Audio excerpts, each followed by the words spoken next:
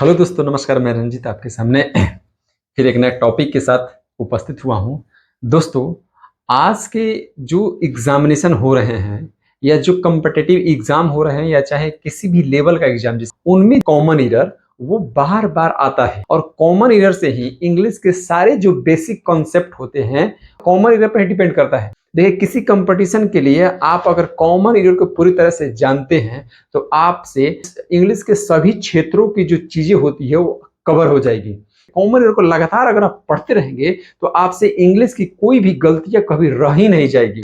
Common error को बहुत ही ध्यान से पढ़ना चाहिए और एक एक चीज को नोट करते हुए समझना चाहिए। तो इसलिए मैंने सोचा कि क्यों न इस चीज को आप सभी को बताया जाए कि एक एक टॉपिक कर कर सबको कुछ न कुछ इस बारे में बताया जाए, ताकि वो जो है इंग्लिश के कॉमन एरर से रूबरू जाए और कभी किसी एग्जाम में कोई गलतियां ही नहीं। जिसका कॉमन एरर कंप्लीट हो गया दोस्तों, उसका किसी भी कंपटीशन में हर क्षेत्र में एग्जाम जो है, किसी भी इंग्लिश का पेपर हो, इंग्लिश का कोई पेपर हो, आपको अच्छे नंबर मिल सकते हैं। आज से हम लोग शुरू करते हैं कॉमन एरर टॉपिक और मैं एक एक कर क्या कर इस टॉपिक पर 10 क्वेश्चन या 20 क्वेश्चन देता रहूंगा, उसका एक्सप्लेनेशन देता कि एक एक चीज समझ में आ जाएगा। और ऐसे ही वीडियो मैं डालता रहूंगा, तो वीडियो को आप लास्ट तक देते आपको समझ में आ जाएगा कि कॉमन एरर है।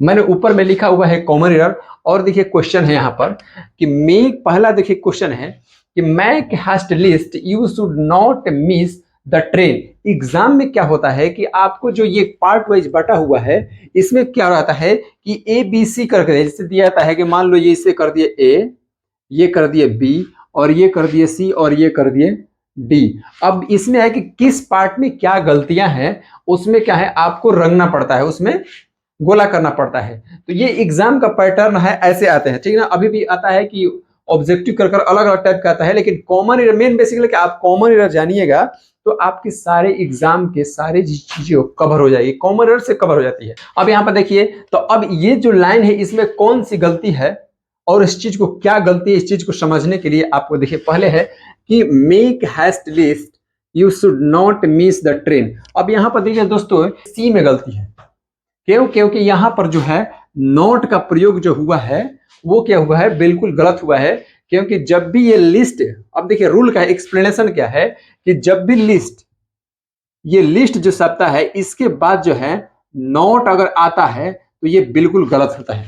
इस बात को अपना लिए, क्योंकि लिस्ट का मतलब ही होता है, ये नेगेटिव सेंस में आता ही है। लिस्ट जो शब्द है ये नेगेटिव, जैसे hard work list you should success, कठिन परिश्रम करो अगर आपको सफलता चाहिए तो, ठीक ना। इसमें क्या है कि जब भी अगर लिस्ट शब्द आएगा तो हम लोग क्या करेंगे, इसके जो भी सेंटेंस बाद में इसके बाद जो भी वर्ब आएगा उसको क्या है वो नेगेटिव है। देखिए यहाँ पर जो ये नेगेटिव वर्ड है, ये जो क्या you should miss the train होगा, ठीक ना। नहीं तो आप मिस कर दीजिएगा यहाँ पर, नहीं तो आप मिस कर दीजिए, इसमें नोट लगाने की आवश्यकता नहीं। तो जब एक देखिए कॉमन एरर में ध्यान रखिएगा, लिस्ट कभी भी शब्द मिले LEST उसके बाद अगर नॉट का प्रयोग हुआ है दोस्तों तो वो जो है गलत है। इस बात को बिल्कुल ही ध्यान रखें, रट जाइए, जो मैं बता रहा हूं आप इसे रट जाइए, आप इसे नोट कर। लिस्ट के बाद कभी भी नॉट का प्रयोग नहीं होता है। अब आते हैं दूसरे देखिए टॉपिक पर, दूसरे कॉमन एरर की तरफ।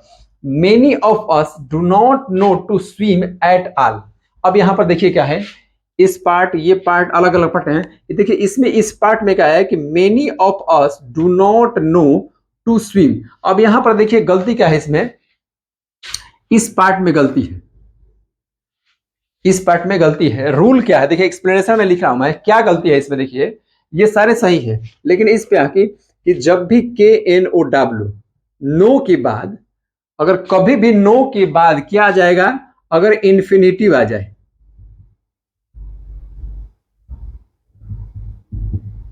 कभी भी इंफिनिटिव का मतलब 2+ ह्यूमन, अगर कभी भी आ जाए तो उसके पहले WH का प्रयोग, WH वर्ड का प्रयोग जो है उसके मीनिंग के अनुसार किया जाता है। जैसे यहां पर होगा कि तो हाउ होगा, या आप इसे यहां पर व्हाट का प्रयोग कर सकते हैं, वेयर का प्रयोग कर सकते हैं, वेन का प्रयोग कर सकते हैं। जब भी नो के बाद अगर कोई इंफिनिटिव आता है यानी 2+V1 आता है तो उसके बीच में अर्थानुसार WH का प्रयोग होता है। इस बात को ध्यान रखिए। तो अब यहां पर क्या होगा देखिए क्या लिखा, many of us do not know how to swim यहाँ पर होगा, यानी यहाँ पर जो है दोस्तों, यहाँ पर HOW यानी हाउ का प्रयोग होना, तो ये सेंटेंस पूरी तरीका से सही हो जाएगा। तो आप ये देख रहे हो एक्सप्लेनेशन में क्या रही है, ये यही जानना है। एक एक चीज आपने देखिए, नो यानी नो के बाद कभी भी अगर इन्फिनिटिव यानी 2 + V1 आए तो उसके बीच में कोई ना कोई WH वर्ड जिसका अर्थ के अनुसार उसको रहना, मतलब रहता ही है, वहां पर WH वर्ड रहता है। जैसे यहां पर होगा कि many of us do not know how to swim at all, यानी तैरना कैसे जानते हैं, how to swim, how to walk, how to sing ना, गाना कैसे गाया जाता है नहीं जानता हूं, गाना गाना जानता हूं, तो हाउ टू सिंग होगा। इस तरह जो सेंटेंस होता है वो बनता है। तो जब भी नो के बाद आएगा तो यहाँ पर WH का प्रयोग होना चाहिए, तभी इन्फिनिटी का प्रयोग होगा। ठीक है दोस्तों, अब आते हैं देखिए तीसरी तरफ की तरफ, कह रहा है कि at last he was married with a poor girl. अब इसमें क्या है, देखिए इसमें गलती क्या है, आप ध्यान से देखिए इसमें की गलती क्या है। At last he was married with a poor girl. अब यहां पर देखिए जो मैरिड शब्द बना हुआ है दोस्तों, मैरिड के बाद जो विथ लगा हुआ है, ये विथ का प्रयोग नहीं होगा। यहां पर जो विथ का प्रयोग है ये बिल्कुल गलत है, क्योंकि मैरिड के बाद हमेशा टू प्रीपोजिशन लगता है।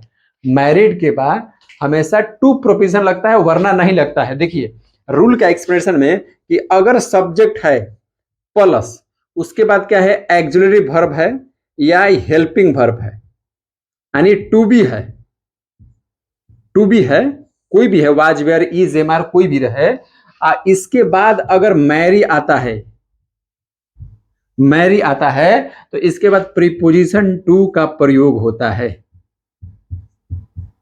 टू का प्रयोग होता है। तो जैसा कि देखिए यहां पर क्या है, वाज का प्रयोग है, ये सब्जेक्ट है, वाज का प्रयोग है, मैरी हुआ है, यहां पर विथ का प्रयोग हुआ है, ये बिल्कुल गलत है। अब आता है इसमें दूसरा नियम का है कि अगर सब्जेक्ट है इसके बाद हेल्पिंग वर्ब या टू बी का प्रयोग, इज एम आर का प्रयोग नहीं हुआ है, डायरेक्ट क्या हुआ है, मैरी आया है, मैरिड आया है, तो यहां पर डायरेक्ट यहां पर क्या हो जाएगा, ऑब्जेक्ट हो जाएगा दोस्तों। यहां पर प्रीपोजिशन का प्रयोग नहीं आता है, गौर कीजिएगा, ये बातें एकदम बिल्कुल ध्यान में, वरना बार बार गलतियां यहां पर आपसे हो जाएगी। जैसे देखिए यहां पर क्या होगा कि अगर सब्जेक्ट के पास is am are was were यानी वर्ब टू बी में से कोई रहे और उसके बाद मैरी शब्द आ जाए, तो मैरिड के तो हमेशा टू प्रीपोजिशन लगता है, न कि विथ लगता है। ठीक है, अच्छा बिना प्रीपोजिशन का लगता है कि देखिए सब्जेक्ट रहे और ये वाला चीज नहीं रहे, यहां पर टू भी नहीं रहे, जैसे सब्जेक्ट हो आप प्लस मैरी हो यानी मैरिड हो, तो डायरेक्ट जैसे कह सकते हैं कि राम मैरिड सीता, बिल्कुल सही है। लेकिन अगर इसी को कहेंगे कि Ram is marrying to Sita, यहां पर क्या लगा, एक्जुअली वर्ब है। ध्यान रखिएगा कि जब भी एक्जुअली वर्ब का रहेगा तो मैरी के बाद टू प्रीपोजिशन लगता है, अगर एक्जुअली वर्ब नहीं रहेगा, हेल्पिंग वर्ब नहीं रहेगा, तो मैरी के बाद डायरेक्ट ऑब्जेक्ट आता है। ठीक है, अब आते हैं चौथे नंबर पर, कहता है कि देखिए यहां पर है कि he said that she will help me when ever I was in the difficulty. अब देखिए ये क्या है, ये है एक नरेशन। नरेशन के बाद क्या होता है कि जब भी अगर रिपोर्टिंग वर्ब पास्ट टेंस में रहता है, जब भी रिपोर्टिंग वर्ब पास्ट टेंस में रहता है, तो उसके बाद आने वाला रिपोर्टेड स्पीच भी पास्ट में होना चाहिए। तो देखिए यहां पर क्या है, सी सेट, यहां पर सेट का प्रयोग हुआ है, पास्ट में है, तो दैट के बाद सी, देखिए यहां पर क्या है, विल का प्रयोग हुआ है, जो कि ये पास्ट में नहीं है, तो इसके बदले में यहां पर क्या होगा, वुड का प्रयोग होगा, तब ये सेंटेंस सही हो जाएगा। यानी जब भी रिपोर्टिंग वर्ब जो है पास्ट में रहेगा, तो रिपोर्टेड स्पीच भी पास्ट में होना चाहिए नियम से। तो यहां पर विल जो होता है ये पास्ट में नहीं है, तो इसके बदले में यहां पर वुड का प्रयोग है, यानी ये गलती, ये पार्ट वाला गलती भाग है। ठीक है, 5 नंबर को देखिए आप, being a fine day we went out for the picnic at Sasaram. यहां पर दोस्तों कॉमन एरर पहचानिए, इसमें क्या है, यहां पर कॉमन एरर ये देखिए पहले ही भाग में है। यहां पर क्यों, क्योंकि बीइंग के बाद अगर कोई भी नाउन आता है तो इट इज बीइंग कहते हैं, it is being plus noun होता है। अब यहां पर देखिए कि फाइंड इज नाउन है, लेकिन यहां पर इट इज का प्रयोग नहीं हुआ है, तो यहां पर इट इज का प्रयोग होना चाहिए। It is being plus noun होता है। अगर डायरेक्ट बीइंग लिखना है तो यहां पर दोस्तों होता है दूसरा बीइंग। बीइंग प्लस वर्ब 3 का प्रयोग होता है, यानी V3 का प्रयोग होता है। ध्यान रखिएगा कि जब भी नाउन रहेगा बीइंग के बाद तो उससे पहले इट इज बीइंग लिखना होगा। जैसे कि यहाँ पर देखिए बीइंग केवल लिखा है, यहाँ पर इट इज का प्रयोग होगा। अगर बीइंग के बाद वर्ब 3 रहेगा तो यहाँ पर इट इज का प्रयोग नहीं होगा, डायरेक्ट बीइंग प्लस वर्ब 3 का प्रयोग होता है दोस्तों। 6 नंबर पर आते हैं कि many a man have been working under me. Many a man have been working under me. अब इसमें बताइए कि क्या कॉमन है, आपको क्या दिख रहा है, कमेंट कीजिए, बताइए। अब यहां पर देखिए दोस्तों, मैं बता देता हूं, ये जो मेनी ए है, मेनी ए मैन जो है ये हमेशा सिंगुलर होता है। क्या होता है? सिंगुलर। मेनी ए मैन यानी मेनी ए के बाद, यानी मेनी ए के बाद यहां पर क्या होगा? सिंगुलर। तो यहां पर प्लस वर्ब भी सिंगुलर होगा, यहां पर वर्ब जो होगा वो भी सिंगुलर होगा। अब यहां पर क्या है? यहां पर क्या है? वर्ब हैव है, जबकि यहां पर क्या होगा? हैज होगा, क्योंकि मेनी ए मैन है और मेनी ए मेनी ए के बाद देखिए सिंगुलर नाउन भी है, तो इसका मतलब यहाँ पर वर्ब नाउन जो वर्ब होगा वो भी सिंगुलर होगा। तो ध्यान रखिएगा कि मेनी ए के बाद नाउन सिंगुलर होता है और यहाँ पर उसके साथ वर्ब भी सिंगुलर होता है। सिंगुलर का साथ सिंगुलर वर्ब लगता है ना, तो ये होगा। अब आते हैं हम लोग देखिए 7 नंबर पर। 7 नंबर को गौर से देखिए और बताइए कि इसमें कॉमन एरर के तौर पर क्या लिखा गया है। इसमें दोस्तों कॉमन एरर आपको मिलेगा, ये देखिए यहां पर होगा देन। आप कहें कि देन कैसे है? Your flat is superior than that of mine. ये तो डिग्री है, इसमें तो सही है, लेकिन यहां पर देन, यहां पर जो है यहाँ पर टू होगा। देन के बदले यहां पर क्या होगा? टू होगा। क्यों? कि देखिए जब भी सुपीरियर होता है, इंफीरियर होता है, इंटीरियर होता है, यानी एक ट्रिक है कि लास्ट में देखिए ओआर है ना रहता है, तो उस जो वो जो एडजेक्टिव होता है उसके बाद देन न लगाकर टू का प्रयोग किया जाता है। जैसे एग्जाम्पल देखिए यहाँ पर मैं लिख रहा हूं, पहला हो गया, देखिए पहला हो गया सुपेरियर। ये जितने भी शब्द हैं दोस्तों, मैंने जूनियर, सीनियर, सुपीरियर, पोस्टेरियर, ये भी इनके बाद हमेशा देन न लगाकर टू का प्रयोग किया जाता है।